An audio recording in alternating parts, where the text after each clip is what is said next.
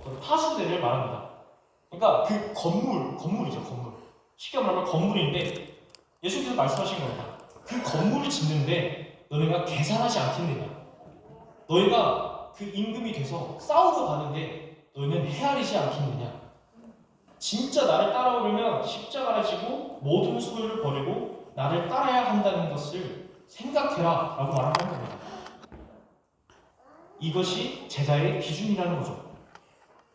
여러분, 예수님을 따른다는 것이요, 정말 장난이 아닙니다. 그냥 삶에서 어떤 막 힘들고 위로 얻고 이런 문제가 아니라는 거죠.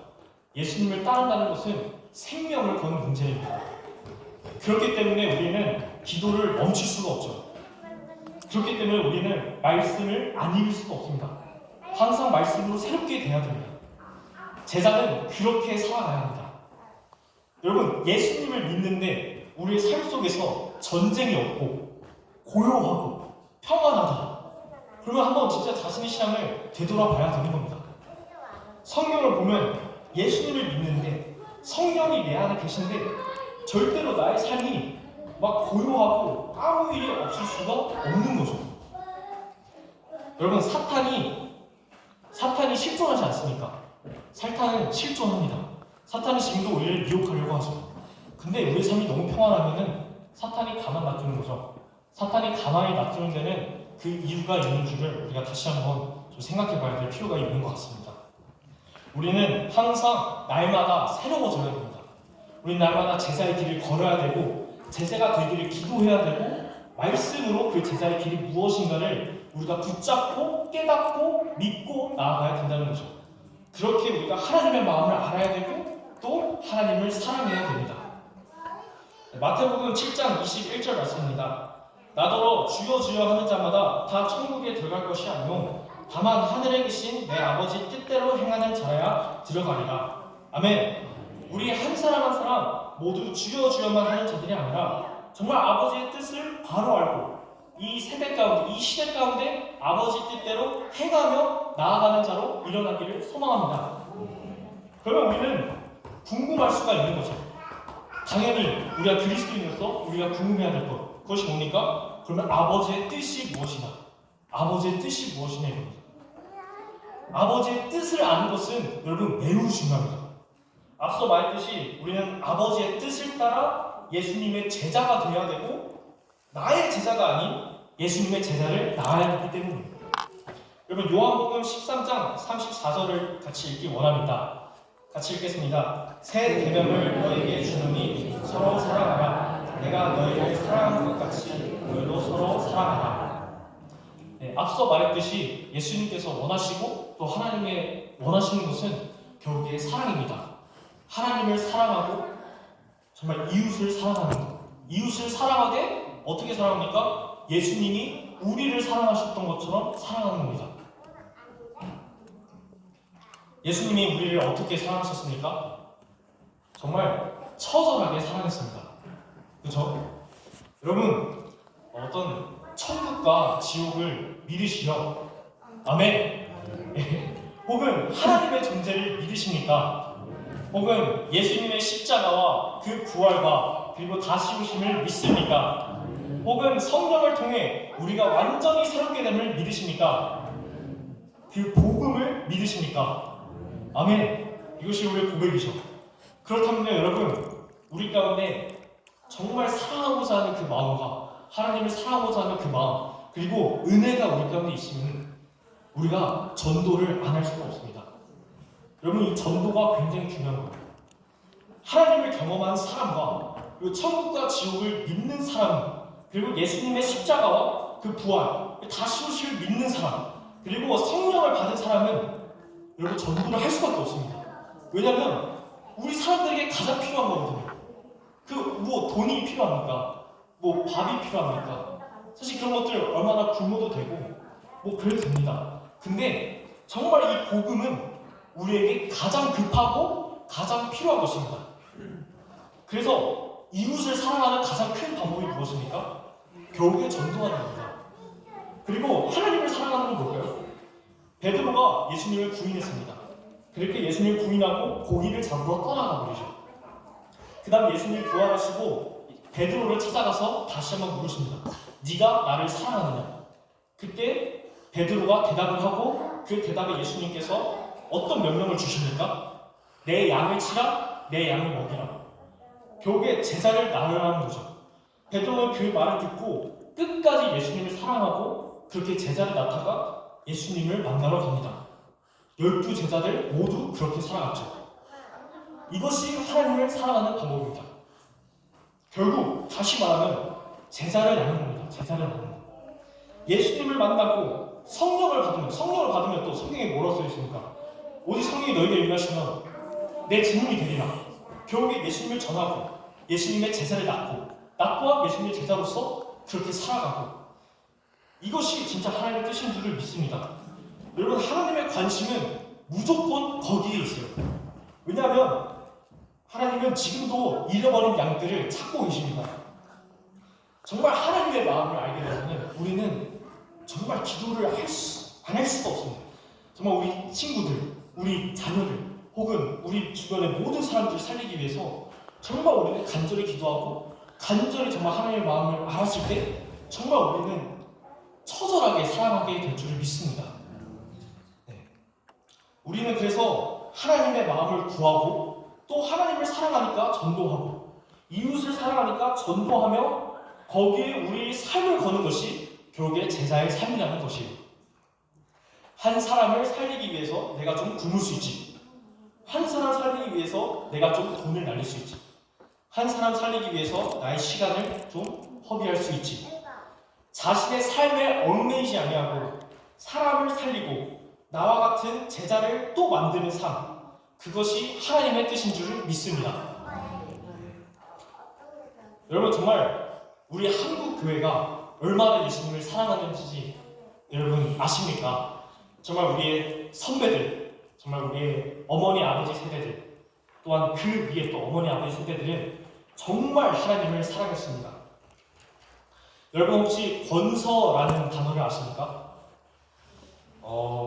이 권서란, 한국은 세계에서 유례가 없을 정도로 복음화가 빠르게 전진된 민족입니다. 그 중에 이제 권서라는 그 사람들의 공로가 굉장히 엄청납니다. 이 성도에서 사역했던 옛날에 1902년대 사역했던 콜리어 선교사라는 사람은 지난 5년간의 활동으로 307명의 교인을 얻었었습니다. 근데 이들 중에 70%가 권서들의 열매였다고 보고하였습니다. 이제 권서는 목이나 어깨에 보찜을 메고 물건을 운반하는 행상인이라는 말에서 유래되었습니다. 일반적으로 그냥 이 보따리를 싸가지고 보따리에 성경책을 넣고 다니는 겁니다. 그러면서 성경책이나 전도 책자 등을 사서 읽도록하는 사람을 뜻하죠. 이 사람들에 대해 쓴 글이 있습니다. 그것을 함께 보기 원하는데 제가 읽어드리겠습니다. 권서들은 자기가 책임 맡은 구역은 한 곳도 빼지 않고 모두 다녔습니다. 사람들이 밀집한 장터나 교도소, 병원, 나환자 수용소, 매춘굴, 도박판, 아편소굴, 궁궐, 나루터, 학교, 심지어 산중의 절강까지 그들은 하루 평균 20km 이상 걸어 다녔습니다. 그들은 하나님의 말씀만이 조선의 백성들을 구원할 수 있다는 확신이 있었기 때문에 지독하게 끈질기게 악착같이 성경을 권하고 팔았습니다. 권서들은 사람들이 가난하다는 것을 잘 알았지만 성경을 무료로 배포하진 않았습니다. 돈이 없으면 곡식이나 생선, 계란, 옷, 성냥 등을 받고 성경과 교환하였습니다. 권서들은 가난과 무지와 미신과 서양 종교에 대한 나쁜 선입관 등으로 많은 경멸과 모욕과 핍박을 받았습니다. 서양 귀신에 들렸다며 마을 사람들이 던지는 돌에 맞아 머리가 깨지고 얼굴이 피로 물들기도 하였습니다. 산속을 헤매다가 산적을 만나거나 호랑이, 반달곰에게 찢기기도 하고 시장터에서 몰매를 맞기도 하였습니다. 산골 마을을 신방하다가 눈 속에서 길을 잃고 헤매다 동사하기도 하였습니다. 일본 술사에게 독립군 첩자로 모임받아 고문과 옥고를 치르기도 하였습니다. 김창모 권서 같은 사람은 일본 순사에 의해 독사를 당하기도 하였습니다. 그들은 형편없는 식사에 더럽고 벌레가 드실거리는 객사에서 자야했습니다. 유석현 권서는 남천에서 성경을 팔고 있는데 깡패들이 시비를 걸었습니다. 더러운 예수쟁이 저리 꺼져. 깡패들은 그를 죽이고자 그의 옷을 벗기고 칼로 위협하였습니다. 그러자 그는 이렇게 말했습니다. 나는 당신들을 두려워하지 않습니다. 내가 살아있는 한 나는 또 올 것입니다. 만일 당신들이 날 죽이면 다른 권서들이 올 것이요. 이것이 우리 한국 교회 선배들의 모습이었습니다. 이것이 하나님을 사랑했던 그리스도인들의 모습이었습니다. 이러한 예수님의 제자들의 헌신으로 말미암아 우리가 지금 이렇게 예수님을 알고 또한 이렇게 예배드릴 수 있는 줄을 믿습니다. 여러분, 이러한 영성을 물려받은 우리 한국 교회가 다시 한번 예수님의 제자로 일어나게 될 줄을 소망합니다. 우리 히브리서 말씀을 한번 같이 읽길 원합니다.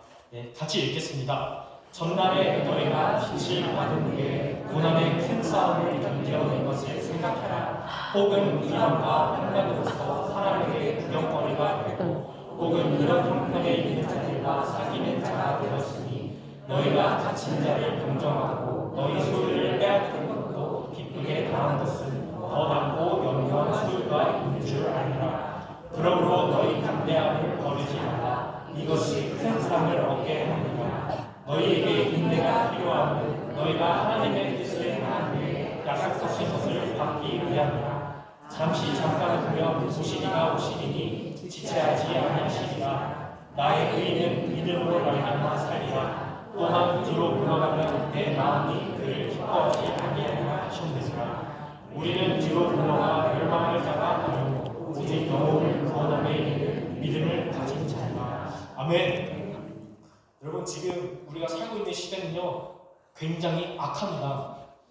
경건의 모양은 잃어버린 지 굉장히 오래고 하나님에 대한 뜨거운 사랑과 헌신이 없어진 것만 같은 시대입니다. 예수님께서는 이 마지막 시대를 보고 미혹의 시대라고 합니다. 미혹은 우리가 모르게 당하는 것이 미혹입니다. 정말 이 주일학교 헌신 예배를 준비하면서 이 말씀을 준비한 이유는 우리 다음 세대, 우리 아이들 혹은 청소년 그리고 청년들을 위해서 우리가 정말 기도를 많이 해야 합니다. 그리고 우리가 먼저 제자가 되어서 살아가는 우리 다음 세대 제자를 만들어야 합니다. 제가 시간이 없어서 좀 많이 나누지를 못하는데 세상은 정말 미혹이 엄청납니다. 지금 이 시대는 막 법으로도 그렇고 사상으로도 그렇고 정말 당연하지 않은 것이 당연히 되어버린 이 시대 가운데 우리가 살고 있습니다. 정말 거짓 선지자들이 막 판을 치고 죄가 당연시되는 세상에 살고 있고 하나님이 이제는 없는 세상, 정말 믿는 사람들마저도 하나님보다 쾌락을 먼저 사랑하는 그리고 자신을 먼저 사랑하는 그런 세상에 우리가 살고 있습니다.